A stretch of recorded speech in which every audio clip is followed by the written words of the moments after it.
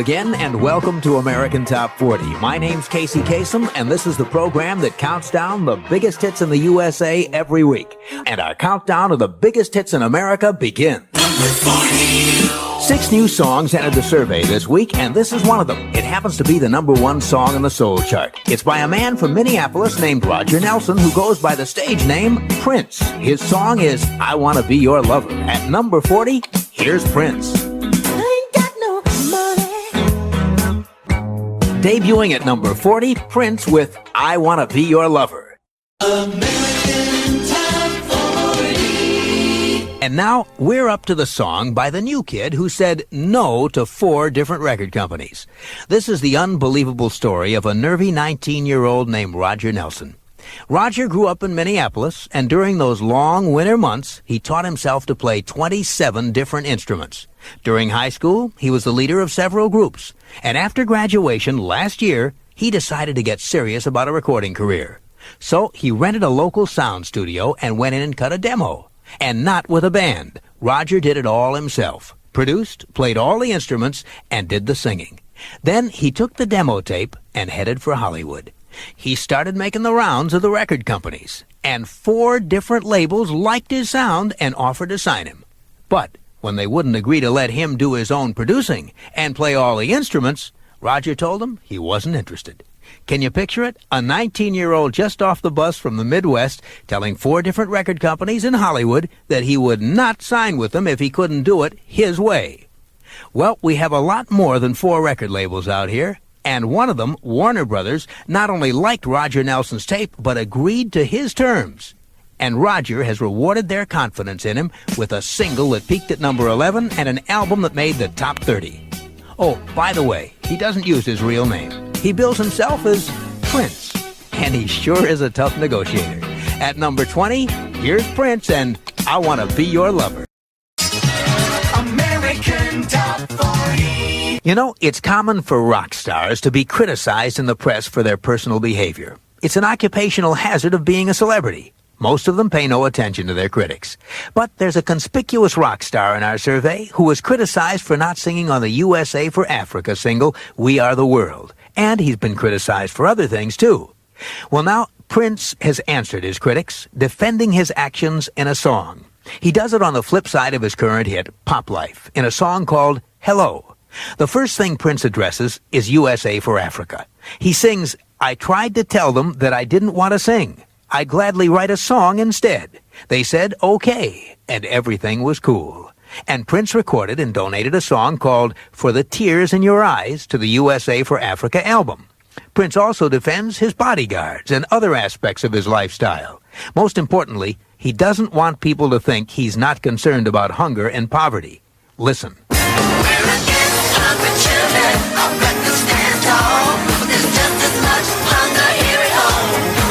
That's Prince answering his critics and speaking his mind on the song Hello. It's the B-side of his current hit. The A-side is at number 7 this week on American Top 40. Here's Prince and the Revolution with Pop Life. Prince and the Revolution. They move from 10 to 9 to 7 this week on American Top 40 with Pop Life from the album Around the World in a Day. 6 big ones to number 1 as the countdown continues. Casey's Coast to Coast. Now, we're up to another one of the hottest acts in our business today, an artist who 6 years ago was booed off the stage at concerts across the USA. Back in 1981, he was one of the opening acts for the Rolling Stones. Now, the lineup on a large part of the American tour for the Stones went like this. There were the Stones as headliners performing last. Before them came the Jay Giles Band. Ahead of Giles were George Thorogood and the Destroyers. And the first act on stage opening the show was our struggling young hero from Minneapolis. But for some reason, the audiences waiting to see the Stones didn't like this singer-songwriter and his group. Sometimes the people were downright hostile. They booed them. They threw things at them. They forced the band right off the stage. Was that band leader discouraged by that kind of response? No way. He just kept making his kind of music his way. And in 1983, he started hitting big on the charts and headlining his own shows. In 1984, he starred in his first movie, Purple Rain. The soundtrack spent 24 weeks at number 1 on the album chart. He's now had a total of 9 top 10 hits, including 3 number 1s. These days in concert, you hear nothing but adoring screams, cheers, and shouts when he's on stage. And if the audience tosses anything, it's flowers, probably purple ones, for the Prince. Here's the man who began the 1980s getting booed at concerts from coast to coast and has become one of the decade's biggest superstars. Prince at number 12 with Sign of the Times. Prince working solo again, writing the song, singing, playing all the instruments, producing the whole shebang. His song Sign of the Times climbs 2 notches to number 12 as the countdown continues. American Top 40. Billboard ranks them, AT40 counts them down. Well, now we're up to the most prolific recording artist of the decade. He's more than just a pop star. He's a writer, a producer, a movie star, movie director, and a pretty fine basketball player, too, even though he stands only 5'3". Who else could I be talking about but Prince? It's hard to keep track of all of Prince's accomplishments. Seems like every time you turn around, he's got a new project. He's got another album coming out soon, his 5th in a little over 3 years. It's called The Black Album. And earlier this month, Prince's live concert movie, Sign of the Times, hit the movie theaters. He not only stars in it, he directed it too. Just like his other 2 movies, Under the Cherry Moon and Purple Rain. Those albums and movies would be enough to give anyone else a severe case of burnout. But not Prince. In his spare time, he's written and produced songs for at least a dozen other acts, like Sheena Easton, the Bangles, country singer Deborah Allen, R&B artist Melissa Morgan, and most recently, blues rock singer Bonnie Raitt, to name just a few. And he's helped launch other acts, like Sheila E. and The Time, as well as producers Jimmy Jam and Terry Lewis. On top of all this, he started his own recording label, Paisley Park, and his own 65,000 square foot film studio complex. Everything a show business mogul needs. The studio's production coordinator, Harry Grossman, says, all he asks of you is that you keep up with him. Well, in the last 3 years, no one's kept up with Prince, and they call James Brown the hardest working man in show business. Look out, James. Here he is at number 26 in our countdown with the 3rd top 40 hit from the album Sign of the Times. Prince and I Could Never Take the Place of Your Man. I Could Never Take the Place of Your Man. The pop sound of pure Prince prances up 6 notches to number 26 this week. American Top 40. I'm Shadoe Stevens. This is AT40. How you doing? Next is a superstar who once hated his own name. He was born on June 7, 1958 in Minneapolis. His father, John L. Nelson, worked at Honeywell Electronics by day and played piano in a jazz band by night, a band called the Prince Rogers Band. So he named his son Prince Rogers Nelson. And when young Prince was a tot, he hated that name. Kids at school, even friends, would give him a hard time. He says, they used to call me Prince Charming, Prince this, Prince that. So Prince's mother, Maddie, nicknamed him Skipper because she says he was so small and cute. Some of Prince's oldest friends, including Andre Simone, who now works with Jody Watley, knew him as Skipper. Well, now, Skipper spends a second week at number 39, singing a duet with Sheena Easton. The Arms of Orion, Prince with Sheena Easton, holding at number 39 for a second week in the countdown.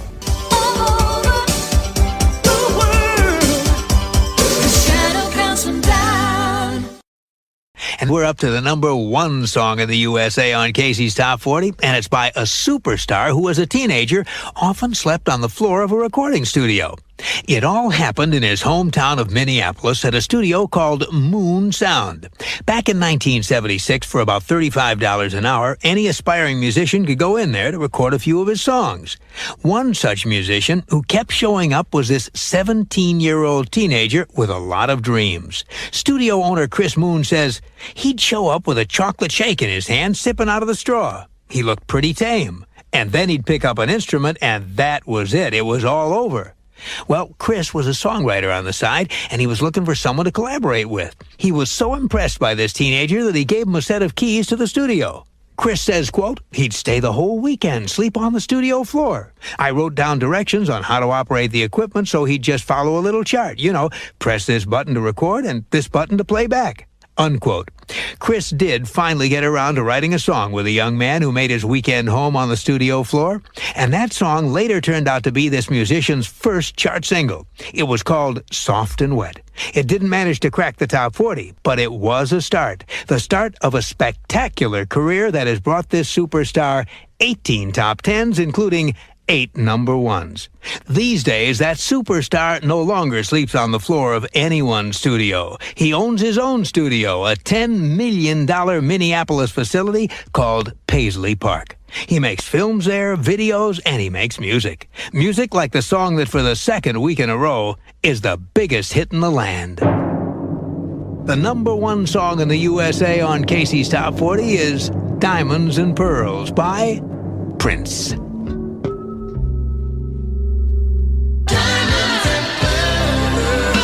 There it is, the number one song in the USA on Casey's Top 40 for the second straight week.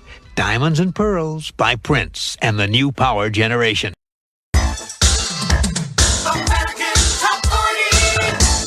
He's personally had a lot of top hits over the past 10 years, and he's also written or co-written a lot of them for other artists, sometimes under his own name and sometimes under pen names like Alexander Nevermind, Christopher, and Jamie Starr. And when you put all those hits together, you really begin to see and hear what an original and gifted musical dynamo he really is. So that's exactly what we've done, starting with this hit, a song that he came up with for Sheena Easton. Here's an AT40 special medley of music written and or produced by Prince.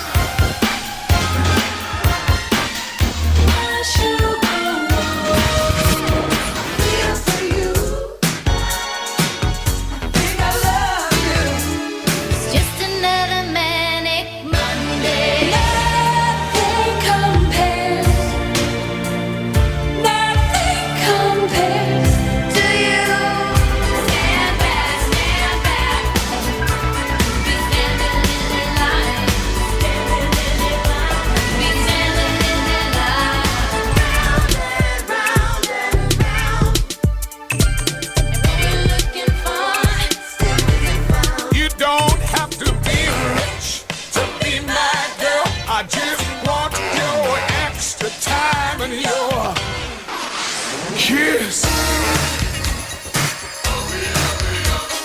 Girl, I'd love to show you. I'm only getting better. Now tell me what you think about that. She wants to live a glamorous life without love. It ain't much. And that's the AT40 Prince collection. We heard songs he wrote, co-wrote, and sometimes even produced as well for other acts. It started with Sugar Walls by Sheena Easton. He wrote that as Alexander Nevermind. Then there was I Feel For You by Shaka Khan, Manic Monday by the Bangles, Nothing Compares to You, the number one song of 1990 for Sinead O'Connor.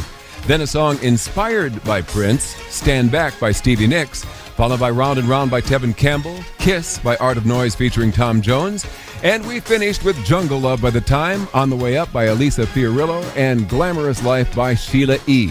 And now the reason for that little trip through Prince's musical past is all because of the latest song co-written by the Purple One, now the Yellow One, and recorded by another singer, now at number 15. Here's Martika and Love Thy Will Be Done.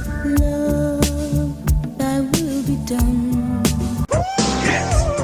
The hits from coast to coast.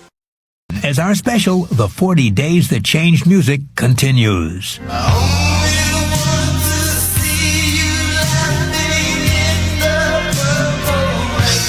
When it comes to 80s performers, perhaps no one was more flamboyant or controversial than the artist who, at the time, was simply known as Prince. He was a true original. His unique blend of rock, pop, and funk was made for radio.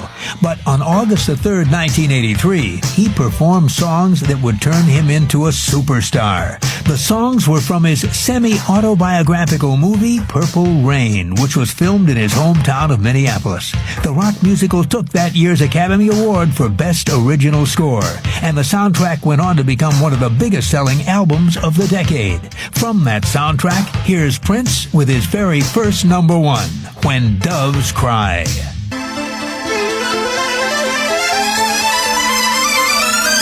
From the summer of 1984, that's Prince with his number one smash, When Doves Cry.